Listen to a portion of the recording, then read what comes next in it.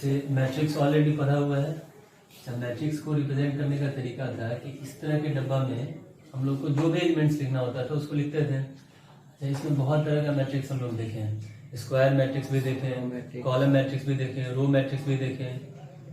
फिर इसके एक स्टेप आगे बढ़ के हम लोग को डिटरमिनेंट करना है। तो जो स्क्वायर मैट्रिक्स हम लोग पढ़ते हैं, स्क्वायर मैट्रिक्स जो हम लोग पढ़ेंगे, इसी का हम लोग डिटरमिनेंट बना सकते हैं। हर एक मैट्रिक्स का वैल्यू नहीं फाइंड आउट किया जा सकता है। जो स्क्वायर मैट्रिक्स होगा उसी का हम लोग डिटरमिनेंट बनाते हैं और उसी का हम लोग वैल्यू फाइंड आउट कर सकते हैं। फॉर एग्जांपल, कहीं a इक्वल्स टू लिखा हुआ है 3 2 4 1 5 6 1 5, ये अपने मन से कोई भी एक रैंडमली एग्जांपल लेना है। क्योंकि इसका ऑर्डर 3 क्रॉस 3 का है, इसका मतलब इस मैट्रिक्स का अगर हम लोग डिटरमिनेंट बनाते हैं तो इसका आंसर हम लोग फाइंड आउट कर सकते हैं। अच्छा, इसको अगर हमको डिटरमिनेंट फॉर्म में बनाना है तो जस्ट इसके आगे मॉड का साइन लगा देना है, और मॉड लगाते ही ये ब्रैकेट खत्म हो जाएगा, इसके सामने एकदम सीधा ब्रैकेट आ जाएगा। 3 2 4 1 5 6 एंड 1 5 0। मतलब डिटरमिनेंट के बारे में ये लिखा जा सकता है कि पहला number, first number, it is represented by mod a। इसको मॉडिंग हम लोग पढ़ेंगे, और डिटरमिनेंट है DET एक डॉट लगा के यहाँ पे a लिख देना है। ऐसा नहीं कि बार बार a लिख देना है। अगर B मैट्रिक्स है तो B लिखना है, A मैट्रिक्स है तो A लिखना है, B है तो B। ऐसा नहीं कि हम पढ़ा दिए वहाँ पे A लिखना है और यहाँ पे B भी लिखा हुआ है तो हर बार वहाँ पे A ही लिखे, गलती हो जाएगा। अच्छा, डिटरमिनेंट का दो टाइप होता है। First number singular matrix, singular determinant and non singular determinant. बहुत छोटा सा चीज है लेकिन ऑब्जेक्टिव में इससे आ जाता है, नॉन सिंगुलर डिटरमिनेंट। वैसा कोई भी मैट्रिक्स जिसका वैल्यू 0 हो उसको हम लोग सिंगुलर बोलते हैं, और वैसा कोई भी डिटरमिनेंट जिसका आंसर 0 आ रहा हो उसको सिंगुलर डिटरमिनेंट बोला जाएगा, और जिस डिटरमिनेंट का आंसर 0 नहीं हो उसको हम लोग नॉन सिंगुलर बोलेंगे। नॉन सिंगुलर मैट्रिक्स भी बोला जाता है, नॉन सिंगुलर डिटरमिनेंट भी बोला जाता है। अच्छा, अब सेकंड नंबर पे ये बात आता है कि हम लोग डिटरमिनेंट का वैल्यू कैसे निकालते हैं, क्योंकि ये सबसे इंपॉर्टेंट है पढ़ना, और सबसे सही से पढ़ना, क्योंकि पूरा चैप्टर इसी वैल्यू बेस्ड पे है। तो सेकंड नंबर पे how to find out value of any determinant. For example, if I am taking a equals to determinant के अंदर में 5 1 2 3 4 6 and 1 2 3 लिखा हुआ है, तो बहुत मेथड है इसका वैल्यू फाइंड आउट करने का। और इसके वैल्यू निकालने के पहले हमको एक चीज बहुत अच्छे से समझना है कि इसमें साइन स्कीम कैसे काम करता है। साइन स्कीम बोलने का मतलब है कि ये जो डिटरमिनेंट लिखा जाता है 3 क्रॉस 3 का या 2 क्रॉस 2 का, उसमें हर एक का अपना साइन फिक्स होता है। साइन फिक्स होने का मतलब ये जो फर्स्ट नंबर में बैठा हुआ है, पहले रो और पहले कॉलम का एलिमेंट है, इसके लिए प्लस साइन फिक्स होता है, इसके लिए माइनस साइन, इसके लिए प्लस साइन। मतलब साइन अल्टरनेट होते जाएगा, प्लस है तो माइनस फिर प्लस, माइनस है तो प्लस फिर माइनस, और प्लस है तो माइनस फिर प्लस। बहुत आसान है ना। एक बार फिर से बता देते हैं इसको।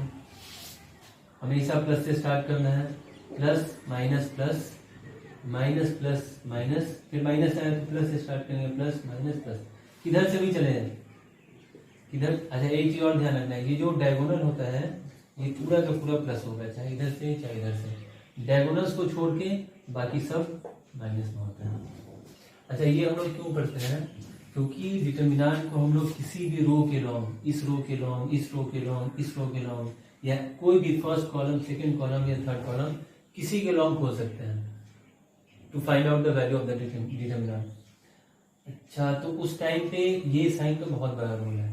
जैसे अगर हम चाहते हैं कि इस डिटरमिनेंट का वैल्यू फाइंड आउट करें तो हमको लिखना होगा मॉड के अंदर, मॉड ए इक्वल्स टू, लिखने का तरीका क्या होगा, ये जो फर्स्ट नंबर पे है इसको यहाँ पे लिख देगा 5, ठीक है, ब्रैकेट में अच्छा, चूंकि इस पोजीशन पे जो भी एलिमेंट बैठा होगा उसके लिए हमको प्लस साइन का यूज करना है, तो यहाँ पे 5 लिख दिया गया। और चूंकि हम 5 लिख रहे हैं तो इसको मतलब इसके सामने वाले रो को और इसके सामने वाले कॉलम को हटा देना है। जो बाकी एलिमेंट्स बच गया उसका क्रॉस मल्टीप्लाई कर देना है। क्रॉस मल्टीप्लाई करने का भी तरीका होना चाहिए कि हमको पहले इस तरह मल्टीप्लाई करना है और तब जाके इस तरह से मल्टीप्लाई करना है। मतलब ये जो यहाँ पे 4 6 2 3 बचा, इसमें हमको 4 को 3 से मल्टीप्लाई करना है, -2 में 6 का मल्टीप्लाई करना है। फिर ये जो सेकेंड एलिमेंट होगा उसके लिए माइनस साइन है तो -1 लिखा जाएगा, ठीक है।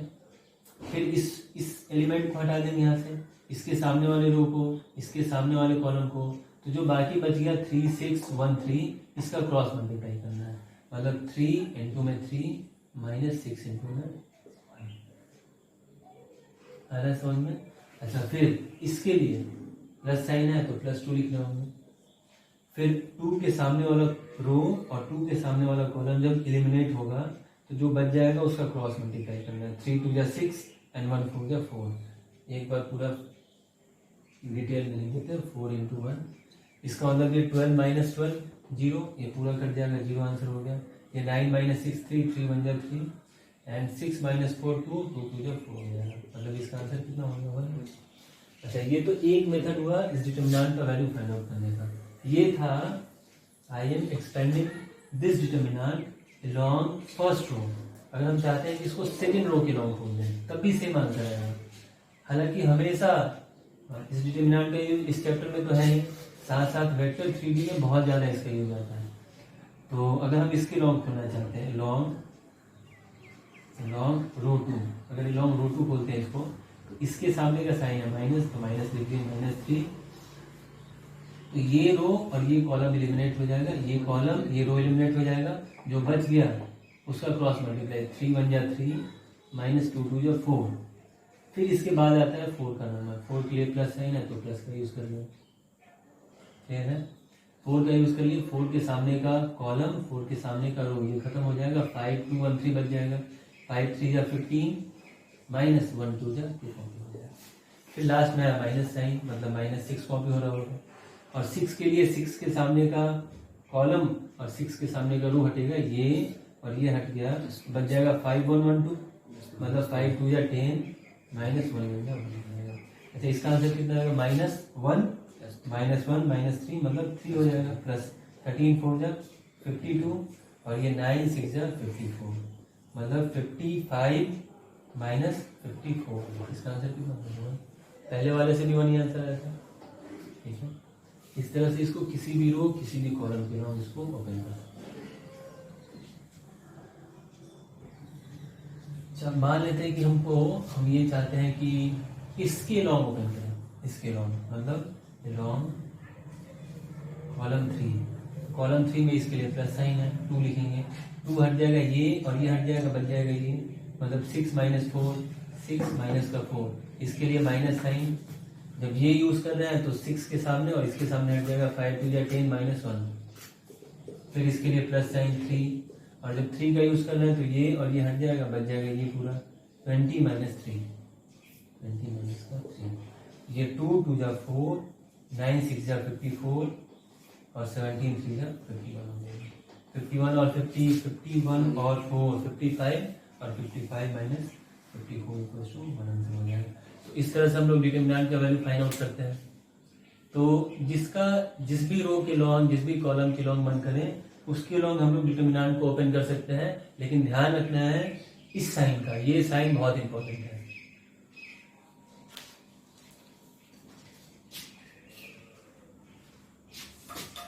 Now coming to the property of determinant. तो प्रॉपर्टी ऑफ डिटरमिनेंट कुछ इस तरह से डिफाइन किया गया उसके फर्स्ट नंबर प्रॉपर्टी में कि अगर किसी भी, जैसे पहले इसको रीड कर देते हैं, इफ डिटरमिनेंट इज मल्टीप्लाइड और divided by some constant then that constant is multiplied or divided in any single row or column of that matrix। जैसे एग्जांपल से ज्यादा अच्छे से समझ में आएगा। यहाँ पे एक एग्जांपल लेते हैं, a इक्वल्स टू में हर एक प्रॉपर्टी को एग्जांपल से ही समझना है, बिना एग्जांपल का कुछ भी समझ में नहीं आएगा। 1 2 ये रैंडमली हम लोग अपने मन से कोई भी एग्जांपल लेके समझा रहे हैं। अब जैसे हम चाहते हैं कि इस डिटरमिनेंट में 2 का मल्टीप्लाई करना है, पहले तो इसका वैल्यू फाइंड आउट करते हैं।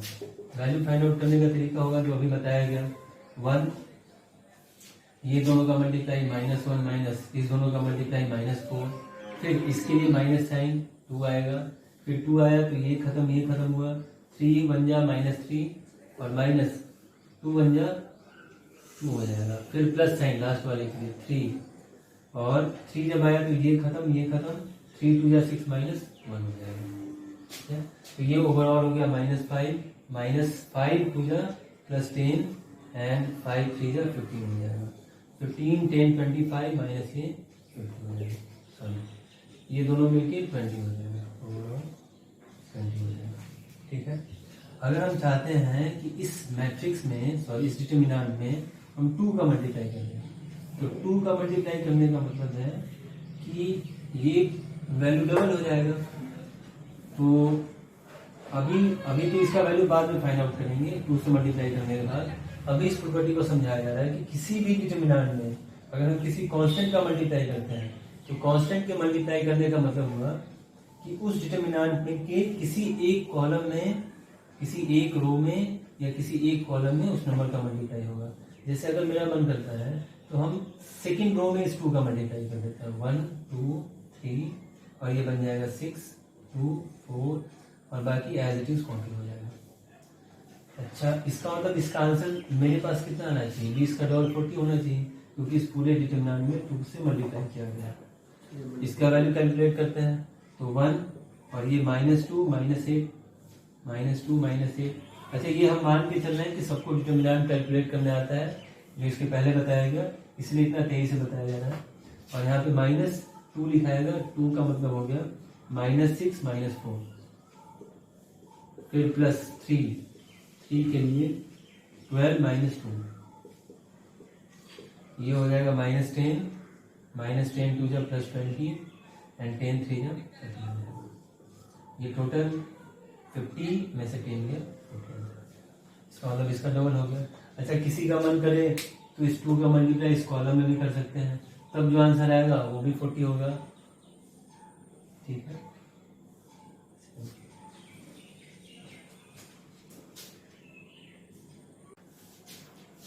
प्रॉपर्टी नंबर 2 यही है कि एनी रो और column of the determinant can be added or subtracted with other row or column of the determinant. This does not affect the value of determinant. अच्छा, इस property का ये मतलब हुआ कि जैसे एक डिटरमिनेंट लेते हैं 1, 2, 3, कभी भी छोटे से पूरा मैथ समझ में नहीं आता, उसके लिए क्वेश्चन करना पड़ता है। यहाँ पे 3 -1 5 1 2 एंड 3 मान लेते हैं कि ये डिटरमिनेंट ले लिए। अब इसको वेरीफाई करना है कि ये प्रॉपर्टी सही कैसे हुआ। हमको पता है कि ये फर्स्ट रो है, ये सेकंड रो है, ये थर्ड रो है, और प्रॉपर्टी में लिखा हुआ क्या है कि किसी भी एक रो को मान लेते हैं कि तीसरा रो को हम करते हैं, किसी भी एक रो को किसी दूसरे रो में जोड़े या घटा दें, उससे मतलब सब्ट्रैक्ट कर दें, तो उससे जो डिटरमिनेंट का वैल्यू आता है उस पर कोई इफेक्ट नहीं पड़ता है। तो पहले तो हम इसी का वैल्यू निकाल लेते हैं। मॉड ए का आंसर कितना हो जाएगा 1 के लिए -3 -10, फिर -2। ये बार बार डिटरमिनेंट का वैल्यू इस पर निकालना है ताकि सामने वाले को भी देख के समझ में आ जाए, बार बार सीखे हो यहाँ से, और ये खुद प्रैक्टिस भी करना है, नहीं तो सिर्फ देखने से कुछ भी समझ में नहीं आएगा। -2 का मतलब हो गया 3 3 जा 9 एंड -5 1 जा 5। ठीक है, प्लस इसके लिए 3 और 3 इंटू में 6 +1 हो जाएगा। ये 6 और बीच में माइनस लिखाता है, लेकिन ये -1 होगा, तो इसको हमको +1 लिखना है। तो इसका मतलब -13, ये 4 2 जा -8 और ये 7 3 जा 21 हो जाएगा। 21 और ये भी 21 है, मतलब आंसर कितना होगा 0, आंसर 0 हो जाएगा। अच्छा, अभी इस प्रॉपर्टी को अगर वेरीफाई करना है तो हम क्या करते हैं, रो 1 में रो वन में चेंज किया जा रहा है, पढ़ना ऐसे है, रो वन में चेंज किया जा रहा है। और चेंज क्या किया जा रहा है, तो रो वन में हम लोग ऐड कर रहे हैं रो थ्री को। एक और चीज में ऐड करना है कि हम किसी भी एक रो में किसी दूसरे रो को ऐड कर सकते हैं और सब्ट्रैक्ट कर सकते हैं। साथ साथ हम उस रो में जिसको ऐड या सब्ट्रैक्ट कर रहे हैं उसमें किसी भी एक नंबर का मल्टीप्लाई कर सकते हैं अपने मन से। मतलब क्वेश्चन सॉल्व करते टाइम पे जैसा रिक्वायरमेंट होगा उसके हिसाब से हम इसको एडजस्ट कर सकते हैं। अच्छा, जैसे इसके हिसाब से a इक्वल्स टू कितना हो जाएगा, अभी रो वन में क्या किया जा रहा है, रो वन में मतलब इसमें इसके 2 टाइम्स को ऐड किया जा रहा है। तो इसका 2 टाइम्स कितना होगा, 2 को इसमें ऐड करेंगे 3 बन जाएगा। इसका 2 टाइम्स 4 को इसमें ऐड करेंगे 6, जो भी एलिमेंट है उससे कॉरस्पॉन्डिंग सामने वाले में ऐड या सब्ट्रैक्ट होगा। 3 2 या 6 इसमें ऐड करेंगे तो 9 हो जाएगा। अब ये कितना होगा 3 -1 5, मतलब बाकी किसी में चेंज नहीं किया गया। पहले यहाँ पे लिखा गया कि सिर्फ रो वन इज बीइंग चेंज्ड, बाकी सब रो एज इट इज कॉपी होगा। अब इसका वैल्यू फाइंड आउट करते हैं। 3 ब्रैकेट में कितना आएगा -3 एंड -10। फिर इसके लिए कितना लिखाएगा 6 के लिए 9 -5, और फिर ये हो रहा है 9 इंटू में 6 + 1 हो जाएगा। ठीक है, तो -13 एंड 3 -39, और ये 4 6 जा 24, और ये 7 9 जा 63 हो जाएगा। अगर इसको देखें सब्ट्रैक्ट करके तो 50 और 13, ये ऑलरेडी ही हो गया है समझ में। अच्छा, ये तो बस एक एग्जांपल के लिए ऐसे दिखा दी इस प्रॉपर्टी को वेरीफाई करने के लिए। जैसे अगर मेरा मन करता है तो हम कॉलम वन में, इस कॉलम वन में अगर हम चाहते हैं, कॉलम में कॉलम को ही जोड़ सकते हैं, रो में रो को ही सब्ट्रैक्ट ऐड कर सकते हैं। हर एक चीज क्लियर रखना है। हम चाहते हैं कि इस कॉलम वन में इस कॉलम 2 को माइनस कर दें, और मेरा मन करता है कि हम 5 टाइम्स को माइनस कर दें। तो एक बार चेक कर लेते हैं कि क्या डिटर्मिनेंट की वैल्यू पे कोई इफेक्ट आएगा, उसको आइडेंटिफाई करने के लिए। इसके हिसाब से ये जो डिटर्मिनेंट है, पहले कॉलम वन में चूंकि चेंज किया जा रहा है, तो कॉलम वन में चेंज क्या हो रहा है, तो कॉलम 2 के एलिमेंट को 5 टाइम्स करके माइनस कर रहे हैं। इसका 5 टाइम्स 10 हुआ, और 10 को जब इससे माइनस कर रहे होंगे तो -9 होगा।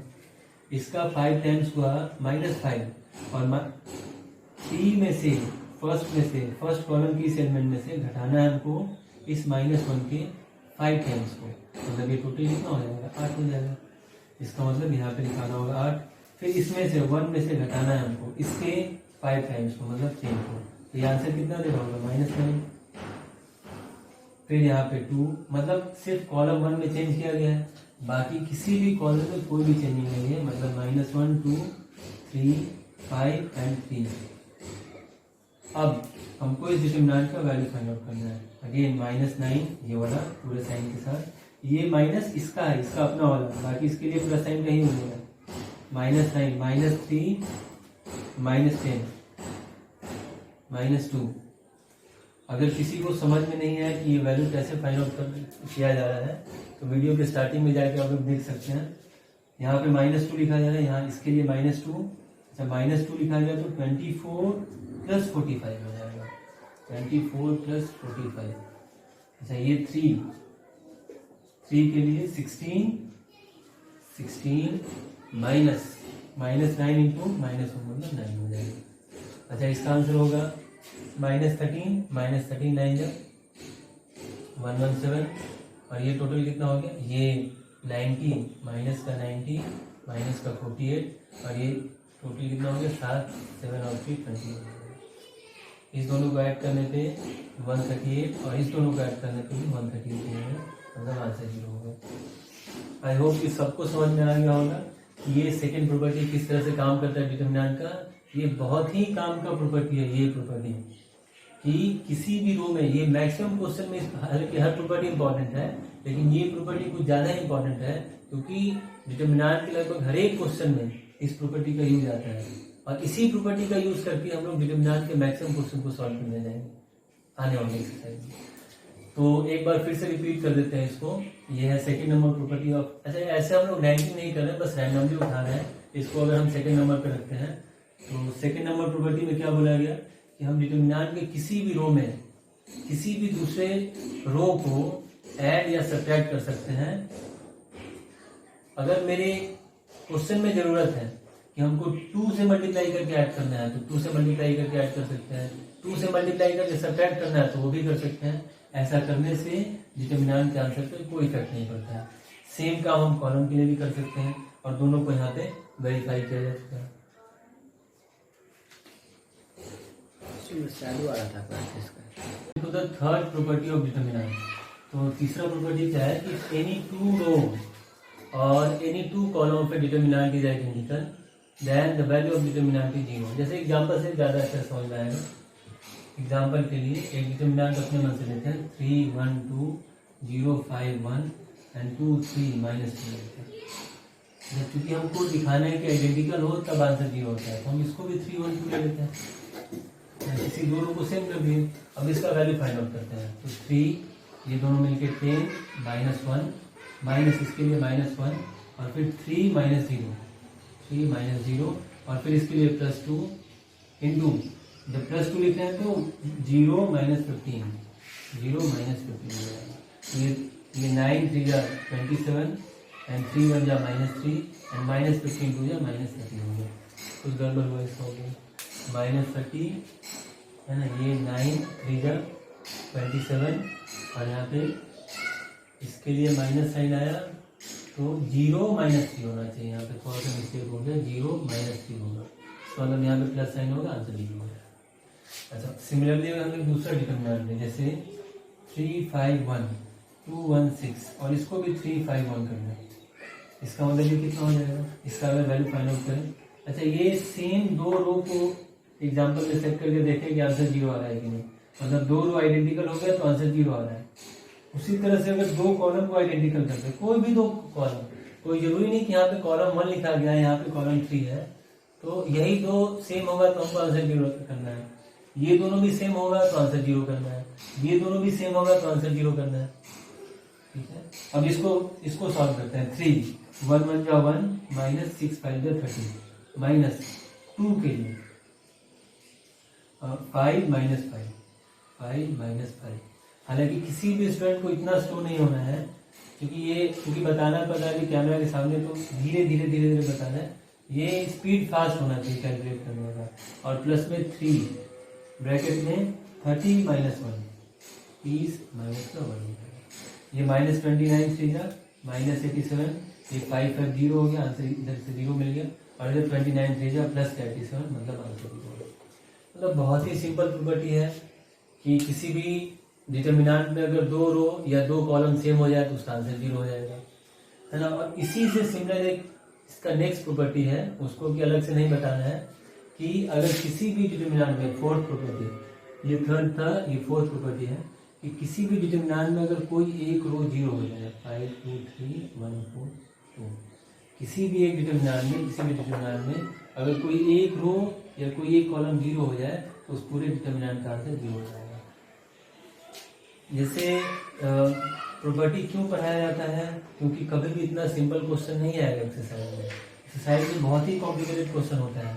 अगर उन सारे क्वेश्चंस को हम इस तरह से ओपन करके अगर सॉल्व करने जाए तो हो सकता है कि टाइम बहुत ज़्यादा लग जाए या हो सकता है क्वेश्चन बने ही नहीं और एग्जाम में पूछा जाता है और एग्जाम में ऑलरेडी मेंशन होता है कि जो भी यहाँ पे डिटरमिनेंट मेंशन किया हुआ रहेगा क्वेश्चन पेपर में वहाँ लिखा रहेगा कि using properties you have to solve. तो हमको ये सारा प्रॉपर्टी ध्यान में होना चाहिए और प्रैक्टिस से बहुत आसानी से समझ में आया है। ठीक है, तो ये थर्ड नंबर था कि कोई 2 रो आइडेंटिकल हो जाए या कोई 2 रो कॉलम आइडेंटिकल हो जाए तो आंसर 0 होता है, या किसी डिटरमिनेंट में कोई एक पूरा रो या एक पूरा कॉलम अगर 0 हो जाए तो आंसर 0 हो जाता है। आई होप सबको समझ में आ रहा होगा बहुत अच्छे से।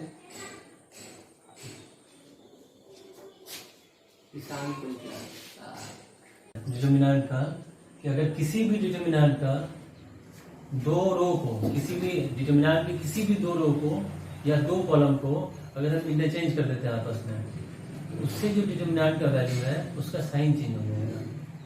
अब जैसे एग्जांपल से इसको अगर देखा जाए तो वैसे ही एग्जांपल एक अपने मन से a इक्वल्स टू में 5 1 2 3 1 -1 एंड 2 6 2 0 एंड 3 है ना, ये वैल्यू लेते हैं और इसका हम लोग वैल्यू फाइंड आउट करना चाहते हैं। तो भाई सेम प्रोसेस होगा, 5 3 प्लस 3 माइनस और ये दोनों मिलकर 0। फिर इसके लिए -1 के लिए कितना हो जाएगा 9 प्लस 2, 9 प्लस का 2 एंड प्लस 2, ये लास्ट वाला लास्ट के लिए 0 -2।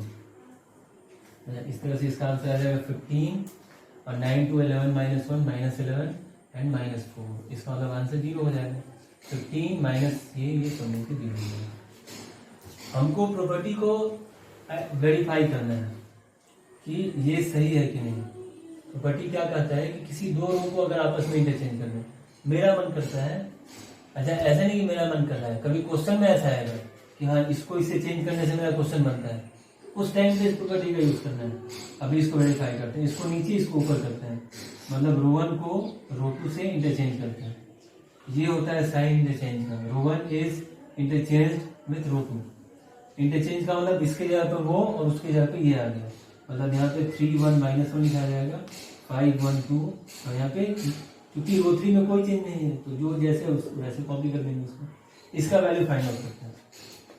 तो 3 के लिए 3 -0, फिर इसके लिए -1, 15 -4, ये 15 माइनस का 4।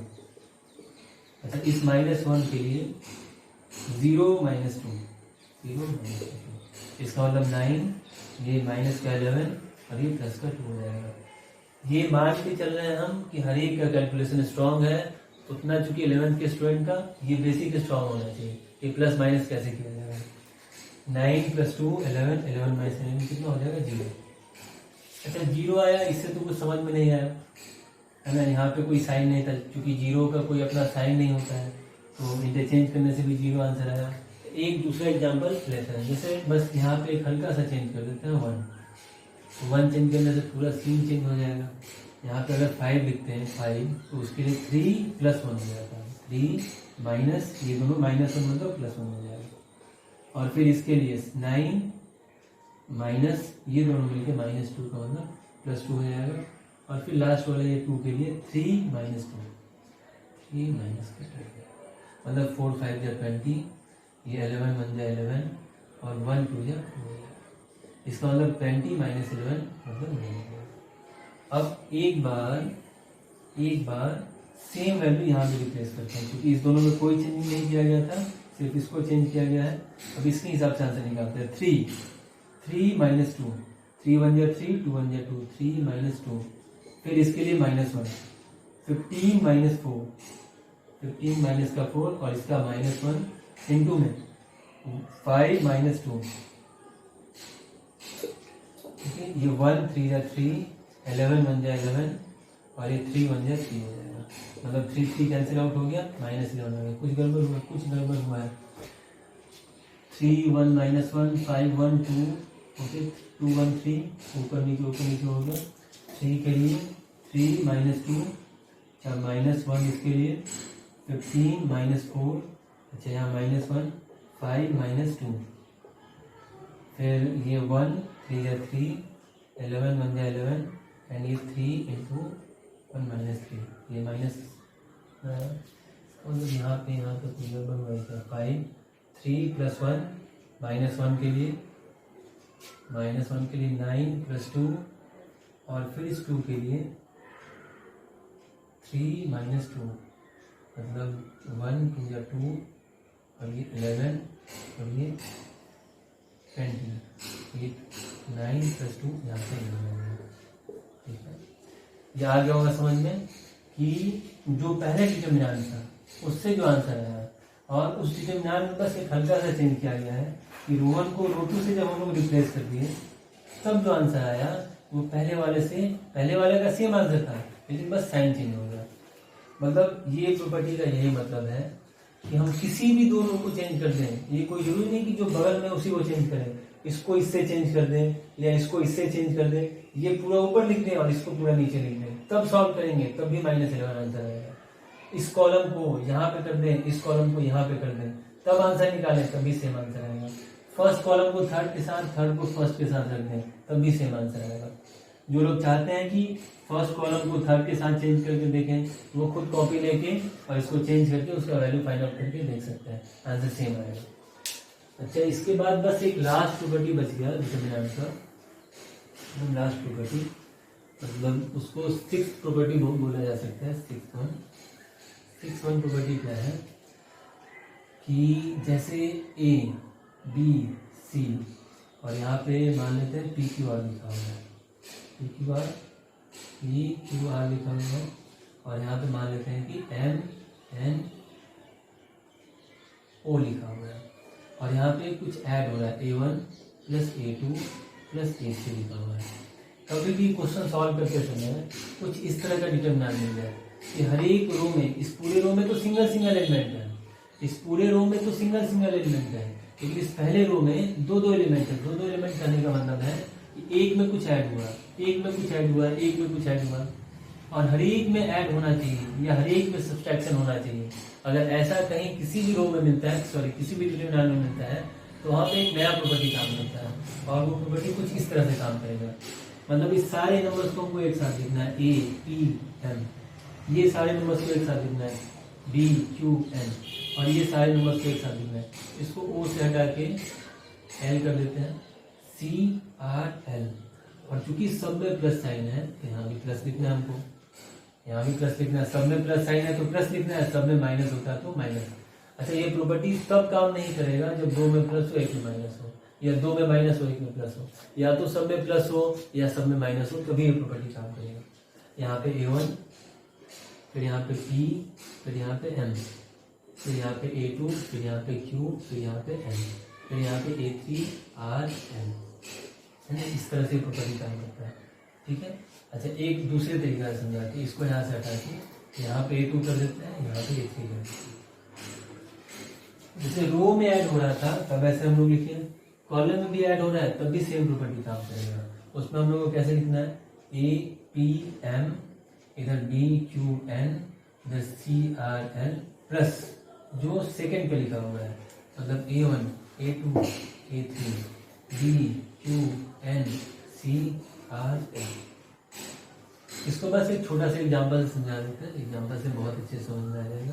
बस एक एग्जाम्पल, जैसे मान लेते हैं कि a इक्वल्स टू में लिखा हुआ है 2 + 5, यहाँ पे लिखा हुआ है 3, यहाँ पे 1 मान लेते हैं। यहाँ पे लिखा हुआ है 3 + 2, और यहाँ पे 5, यहाँ पे 3 लिखा हुआ है, और यहाँ पे मान लेते हैं अपने मन से 1 + 3 लिखा हुआ है, और ये 6 और ये 4। बस ये समझाने के लिए, क्वेश्चन में इस तरह से नंबर के फॉर्म में नहीं होता है, क्वेश्चन में करवाएंगे इसका तब ज़्यादा अच्छा समझ में आएगा। अभी बस एक सिंपल सा क्वेश्चन से इसको समझ लेना है। पहले तो ये अगर सिंपल फॉर्म में होता तो क्या लिखा हुआ होता, ये 7 होता, ये 5 होता, ये 4 होता, ये 3 5 6 होता, और यहाँ पे 1 3 4 होता। अगर इसको हम लोग सॉल्व करते हैं तो ये 20 - 18 2 आ जाता, और इसके लिए 5 के लिए 12 - 6 आता, और प्लस लास्ट वाले के लिए 9 - 5 4 आता, मतलब 14 - 11 + 16, मतलब ये दोनों 30 में से 11 गया 19। ठीक है, अब इसको प्रॉपर्टी के हिसाब से हम लोग सॉल्व करते हैं, मतलब इस 2 3 1 को एक साथ, फिर 3 5 3 को एक साथ, फिर उस 1 6 4 को एक साथ, प्लस इस 5 3 1 को एक साथ, 5 3 1 को, 2 5 3 को, और 3 6 4 को एक साथ। अब इसको सॉल्व करना है।